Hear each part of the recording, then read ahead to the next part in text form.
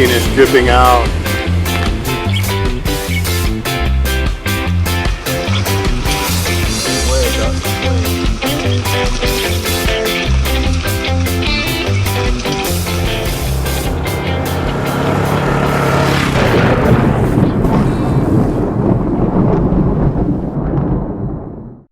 So, the more you know about the wilderness, or nature in general, the more you know about our world, the more you can appreciate it, you know?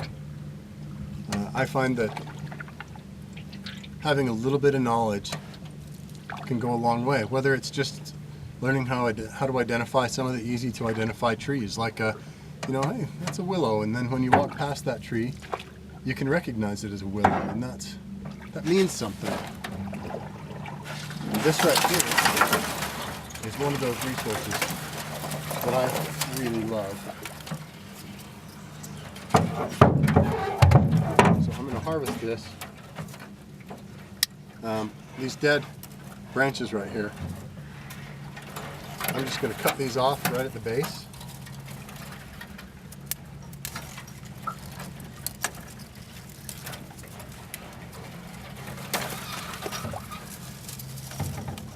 Not tearing out the root system, but just cutting them off like that.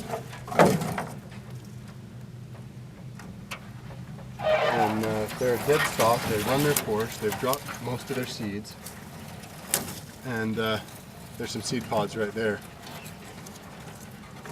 So they've dropped most of them, and they've served their purpose. And now, when they've no longer have much of a purpose in nature, they're just sitting there dead, and they'll eventually decay into dirt. This is the point at which they become especially useful to us, to man. There we go. There's a nice big batch of it right there. And I don't think I said it yet, but the name of this resource is Dogbane. And it's a valuable resource to us because we create rope out of it.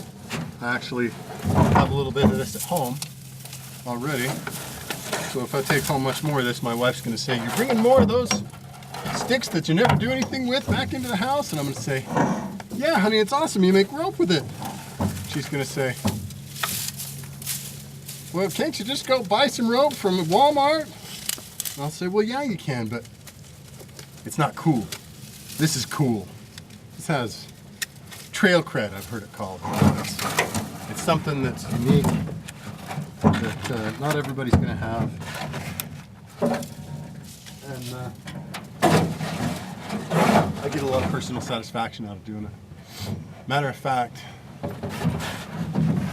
I'm going to give you guys a quick tutorial about how to make a Dogbane bracelet. Alright, so what I'm going to do, I just cut it off at the base. You can see that. And now I'm just going to trim these branches off.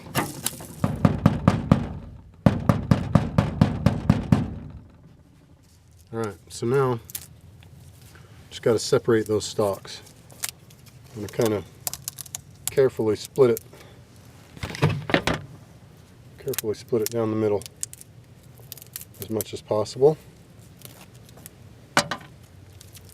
Alright, so there we have two stalks, and then that's what we're really after right there. So you take it in small chunks. Don't try to do it all at once because the fibers stick like that and you'll lose a lot of the best fibers if you just try to take it all at once. I'll show you what I mean with this one. See, this is a good long fiber here, and you can pull out a significant chunk, but eventually, see, it starts to peel off, so you're not getting as much. So that's where you crack it and you go back the other direction. This stuff is particularly good. This is a nice batch. So generally, if you just do small chunks like that, then you peel it all off. The inner pith goes away, and the outer fibrous layer right there, those fibers, are what we're really after. So I'm going to finish doing this, getting this cleaned off, and then I'll show you what to do with it once you have the raw fiber.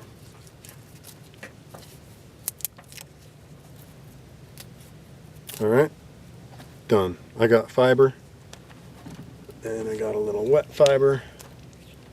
The reason to wet it is it actually, like most natural fibers, when they're wetted, they're actually stronger. So when you're dealing with it, you can twist it together tighter and make higher quality rope with it. So what I'm going to do here, I'll kind of separate that so that I have two strands, and I'm going to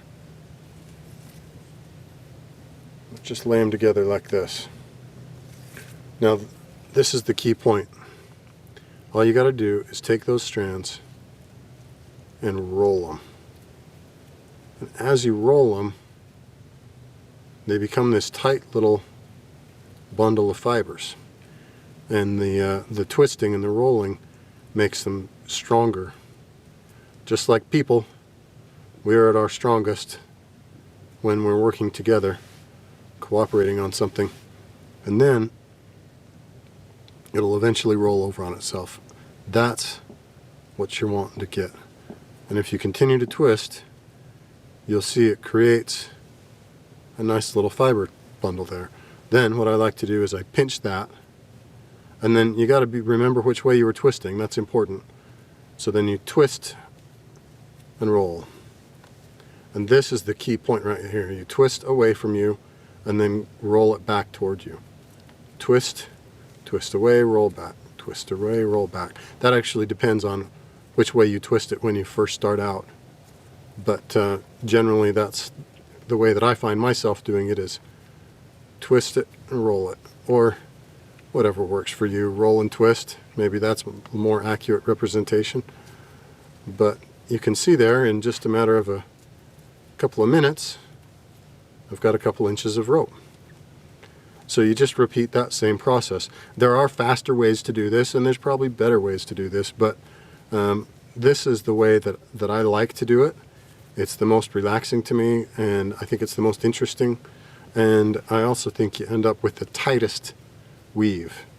When you're done, you end up with the tightest weave possible in your rope. Alright, now you can see here, this strand is longer and thicker. This strand is shorter and narrower. You can see that on the camera, right? So you've got to fix that. So one of these short strands that I pulled off of the other one, it didn't come out all the way. I said that's no problem and I can use it later. Well, now is later. Now is later. So what you do is this.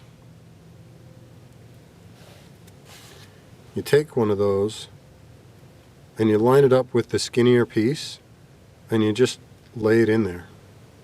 That's a piece of crap right there. That's not working at all. Need a better fiber.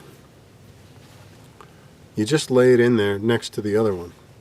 And what you can do, if you want to, is taper this just a little bit.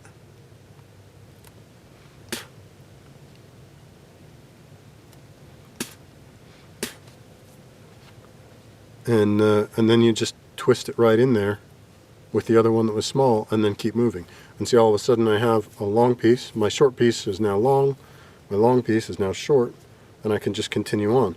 So that's how you can make it as long as you want, indefinitely, because anytime you run out of material or it starts to get thin, you just roll a new piece into it. And the fibers all, when you roll them together like this, they bind up with each other so that you can keep going. Now, here I have this one ending and that one ending right next to each other. I don't really want that, so I'm going to bite off one of those. My teeth ain't as sharp as they used to be, probably because I do stuff like this with them. And the more you minimize things ending in the same place, then the stronger it will be. You'll be able to hold a little more consistency. There's a little piece of the pith right there that I didn't get off before, and have the opportunity to now pick it out.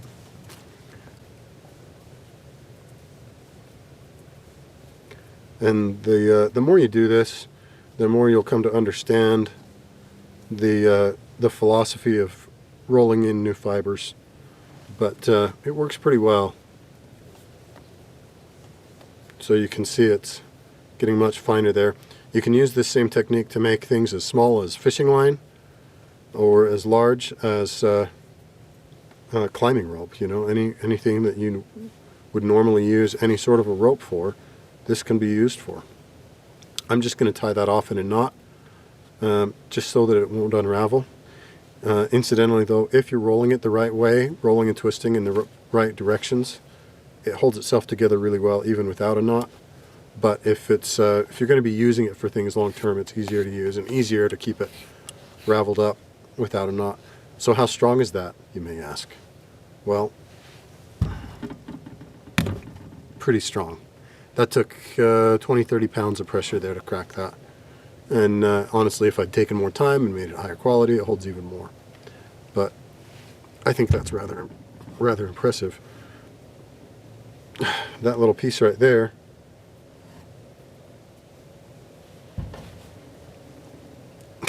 I can't break. So I had a weak spot in my rope there in the middle.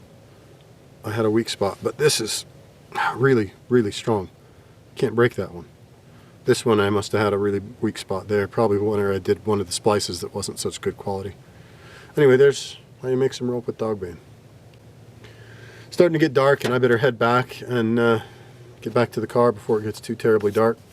Not much of a moon out tonight, so I'll be signing out now. Anyway, we'll see you guys later.